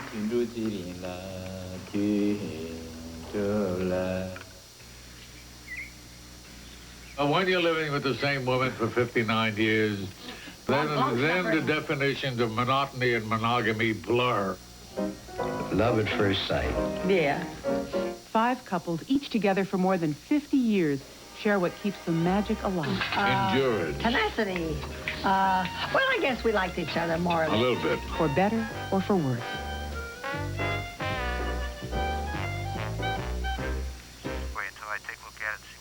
Well, I'd be grateful if you could please take the time to look at the case. They're counterfeit bills, right? No, they're not counterfeit bills. The originals I actually did all myself by hand. JSG Boggs makes money the old-fashioned way, by hand. Because you want me to give you money back? Yes, that's interesting. Money man.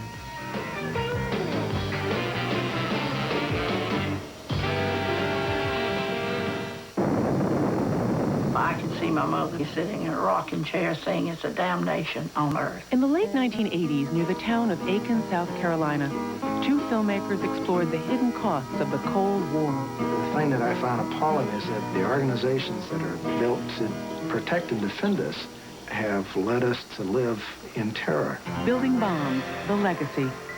The controversy continues.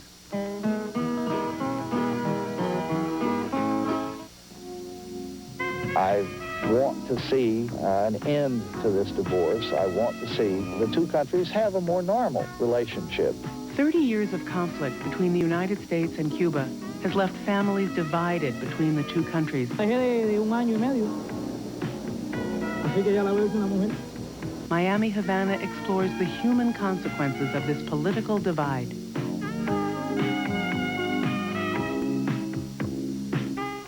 This is my father, Robert Deming.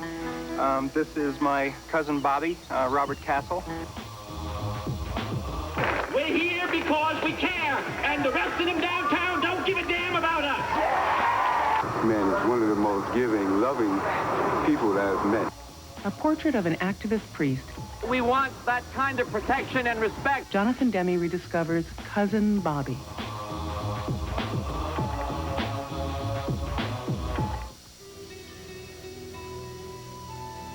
Perspectives from both sides of the camera unfold as an all-women Israeli and Palestinian film crew gathers the personal stories of women living on the West Bank. Where women are at here, in general. Where there are women and where there are kids, there's family, and where there's family, there's normalcy. And that's what we're trying to achieve here. The Women Next Door.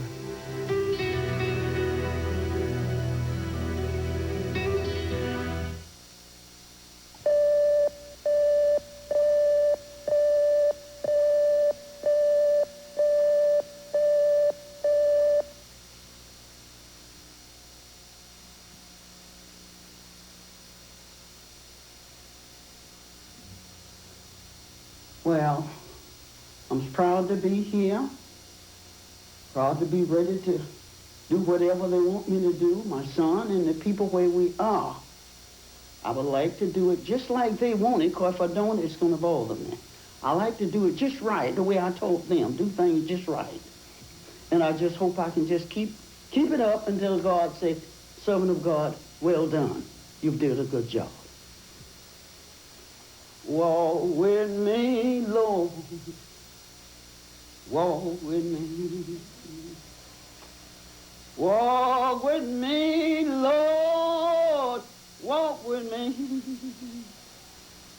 While I'm on this tedious journey, I want Jesus to walk with me.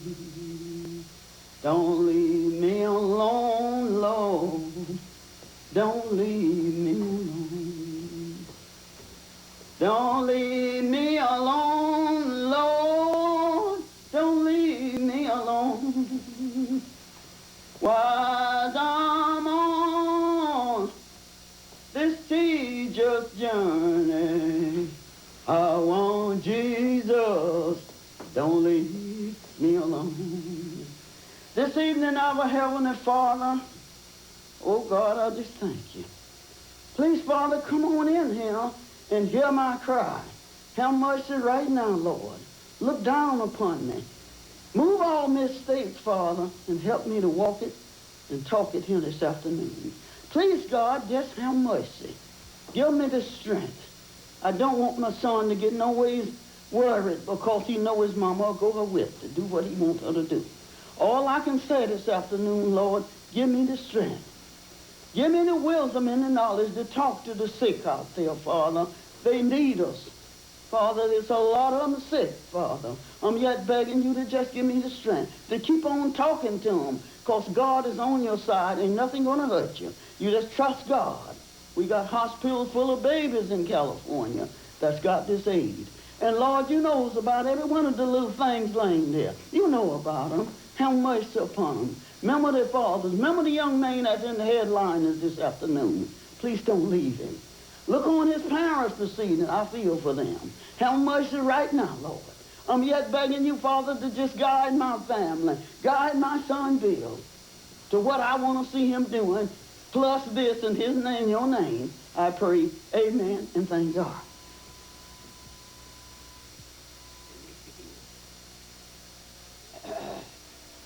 This is my story. This is my song. Praising my Savior all the day long.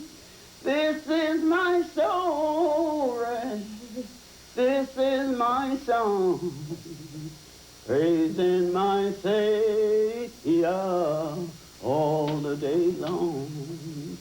This is my story, this is my song, praising my Savior all the day long.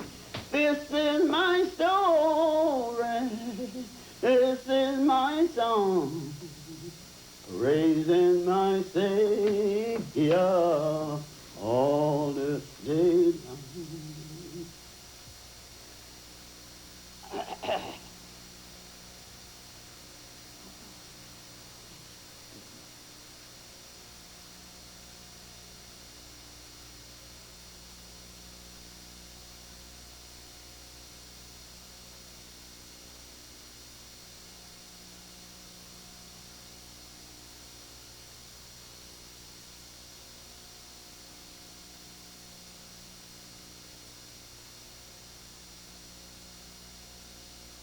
Next time on The New Explorers, a scientific detective story in Costa Rica involving DNA and a family tree of deafness.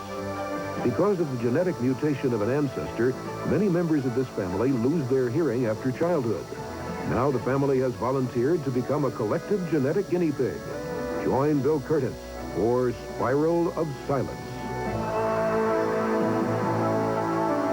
Saturday at 7:30.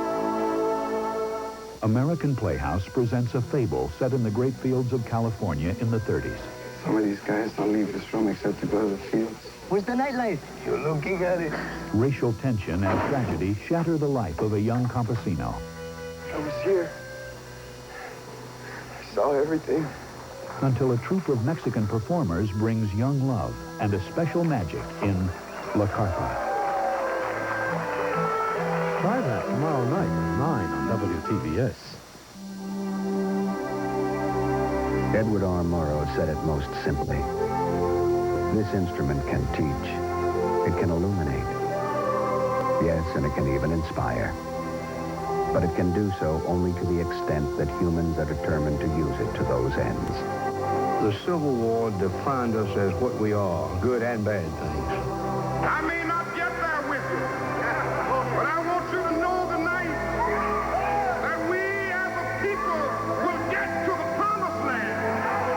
What we bring is the truth about who we are, what we are, where we came from, and maybe even whether we have company out among the stars.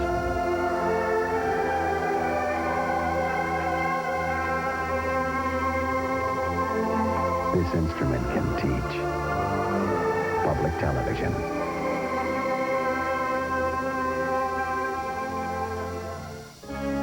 "500 years after Columbus sailed forth on his voyage of discovery, humanity is poised on the verge of another incredible voyage.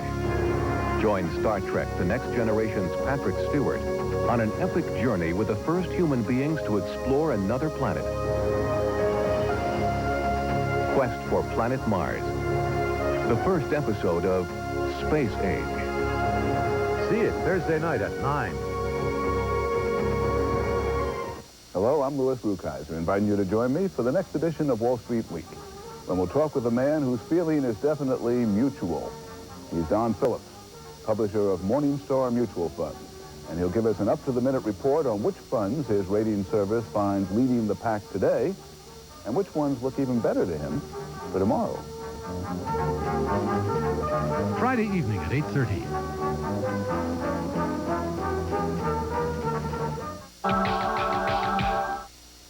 Major funding for this program is made possible by the Corporation for Public Broadcasting and the financial support of viewers like you. Additional funding is provided by the Health Insurance Plan of Greater New York, the Robert Wood Johnson Jr. Charitable Trust, the Vincent Astor Foundation, Rosalind P. Walter, and the Geraldine R. Dodge Foundation.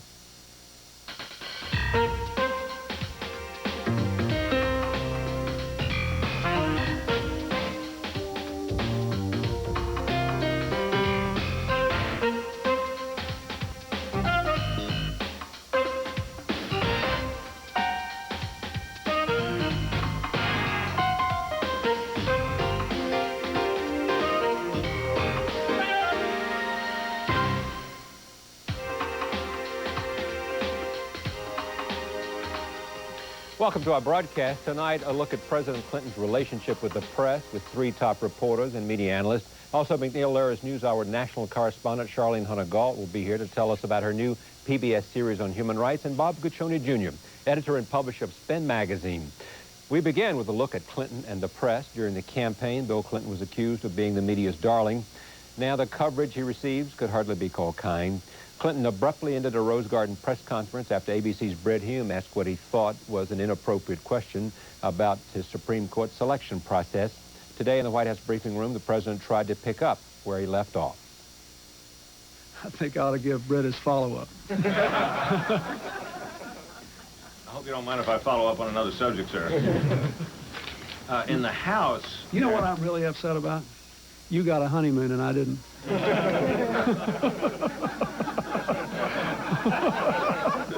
Yes, sir, but you got to end it. Well, let's extend it then. Go ahead. What's going on with this on-again and off-again relationship with the press? Joining us to talk about it, Jeff Greenfield here in New York. Howard Kurtz is in Washington. Also, Fred Barnes. You recognize him from the New Republic and from the McLaughlin Group. Fred, let me begin with you. Tell me what you think is going on and give me some indication of what you think the president was doing today, because I have in front of me the New York Times, and the lead story is Clinton defending his record. This is tomorrow's New York Times. Clinton defending his record, insists he hasn't wavered. A public relations blitz. Progress on budget described as fastest action in years. Economic gain.